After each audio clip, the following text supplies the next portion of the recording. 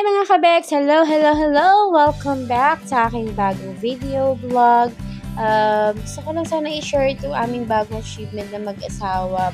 We actually purchased a brand new car. This is an MG CVT 5 Core, a compact sedan na we purchased in Green Hills, Casa. So, hope you do enjoy the rest of the videos. And if you have some question, please like, comment, and subscribe. It's a beautiful day to be with you. It's a beautiful day to be with you. Oh, when I see your face, it's true. The skies are bright blue. It's a beautiful day to... Alright, so this is a subcompact sedan. 5-seater siya. As you can see, medyo, ang pinakaiba lang nito sa mga sigat na brand na Vios, Mitsubishi, sobrang luwag ng loob na guys. So, sa likod, sa backseat, usually 5-seater siya, pero sa luwag niya kasi parang kaya yung 6. So, tsaka hindi mahirap yung tuhod mo. Sobrang luwag niya sa loob, as in. Then, malapad siya. Medyo bulky siya. Hindi namin siya mapasok sa garahe kasi yung garahe namin is pang Vios lang. So, kailangan namin kainin ng very little yung gutter part, which we're planning na to repair our gates maybe sooner. So, para hindi masyadong babad sa araw, sa init, sa ulan, ito aming sinig. Yan. So, as you can see, we don't have an infotainment yet. But we're planning to put an infotainment there. And also, bumila ka ng fan kasi sa likod medyo lalo na pag bagong pasok lang, mainit. So, naprepare siya yung ating aircon. So, mas better siya na meron ng umaalalay na electric fan sa likod for better coolness. And bumili rin tayo ng steering wheel cover. So, medyo mga konti-konting accessories yung nabibili natin dito. Kasi we just purchased this car way June, I think. Yeah, June. June pala namin siya nakukuha.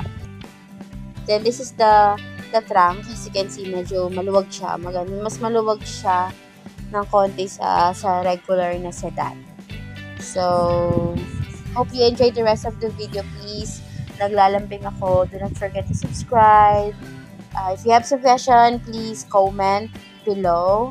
Rest assured you, magre-reply ako. Magre-reply ako kasi I'm always checking the comment sections. And hit the notification bell. Kasi this coming days, I'm planning na talaga na bumalik na sa pag-vlog or sa pag-video to share some stuff in my life. Medyo na nahimik kasi tayo for a few months dahil na medyo because of some personal stuff, issues like that. Pero now we're planning to rise again. No, diba? Rise yon. Yeah, so as of right now, wala pa kaming host. So, tinatabo-tabo ko muna pag nagano. Kasi itong aming harapan, meron kasi ditong puno ng malunggay. Tanim namin yun. Diyan malapit sa may poste ng Meralco. So, nangyayari, lagi tinataihan ng ipon. Bumili naman ako meron naman siya kasama na car cover, pero hindi pa siya na-deliver. So, yung parang ginagamit pa lang namin ngayon is yung pinili ko sa black app na para maproteksyonan yung dashboard niya sa init. Pero yun nga, mas better talaga siya na may cover. Pero sooner naman, pag napaluwagan namin yung aming gate is nasa loob na siya. Kawawa kasi lalo na pag malakas ulan, tapos init, o alam mo naman yung weather natin ngayon. Diyos ko, hindi mo maintindihan, parang babae, di ba? Paiba-iba, ang init ngayon maya-maya, uulan. So, much better. Yan, nagta-test drive. Actually, hindi talaga ako marunong mag-drive at first. So, nagpaturo lang ako dito sa kakilala namin dito sa subdivision. Then, yan. After 2 days ng teaching lesson, so, yan. Nag-test drive na ako. Then, lumalabas na ako sa bayan. Yan. Para kahit paano yung kaba. Noong una, city driving dito lang sa may loob ng Conchu. Pero after that, we have decided na talaga na lumabas. Kasi para mawala na yung kaba na nararamdaman ko, much better talaga sa main highway na dumaan. Para ma-experience ko rin yung feeling na may mga kasabayan kang bus, trucks, like different varieties of vehicles para ramdam mo yung, maranasan mo yung talagang totoong pagdadrive. So, yan. Hope magustuhan niyo yung video. If you have some question, please let me know. In-avail ko to, na-approve ako sa loan ng bank. That was May 27. And then, June 9, na-release na agad yung vehicle. Ganun kabilis si Casa. And by the way, the Casa kasi was located in Green Hills, Manila. I know, medyo malayo. So, dalawa kasi pinapilian ko. Isang Kawit, isang Green Hills. Ang naging problem lang kasi is mas pinili ko si Green Hills kasi si Green Hills yung nakapag-upload sa bank. So, alam na, tumatano lang tayo ng utang ng loob. Pero, naisip ko nga pala, paano pag PMS, diba, masyadong malayo, tatravel ka pa, luluwas ka pa ng Manila. But anyways, andyan na, so wala na tayong magagawa. Then, my monthly is 15,500. I only paid 5,000 for down payment.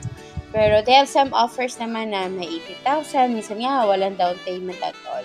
So, 5,000 lang talaga yung binigay ko. Tapos, na-release na sa amin. Then, 15,500 na siya monthly for 5 years. So, hopefully, may raos namin mag-asawa to. Since sobrang kailangan din talaga ng sasakyan dito sa labas. Nakita nyo naman, napakalayo bago makalabas. 10 minutes yata.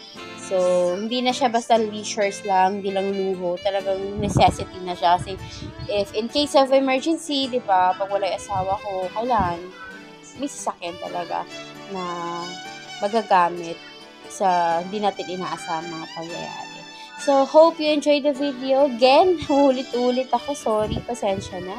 Pero, nakikisuyo po ako. Naglalambing ako na pakisubscribe naman po ang ating page or channel.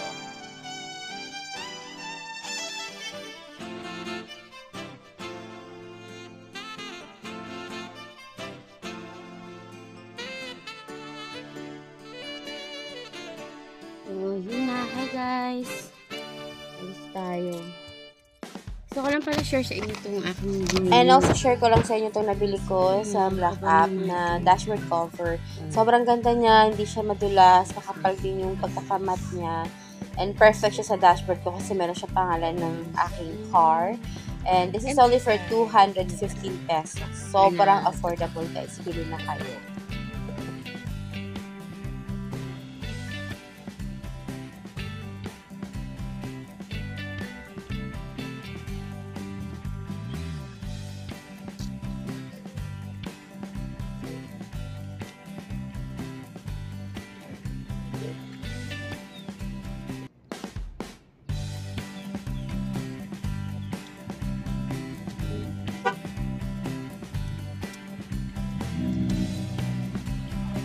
Thank you po. Okay na.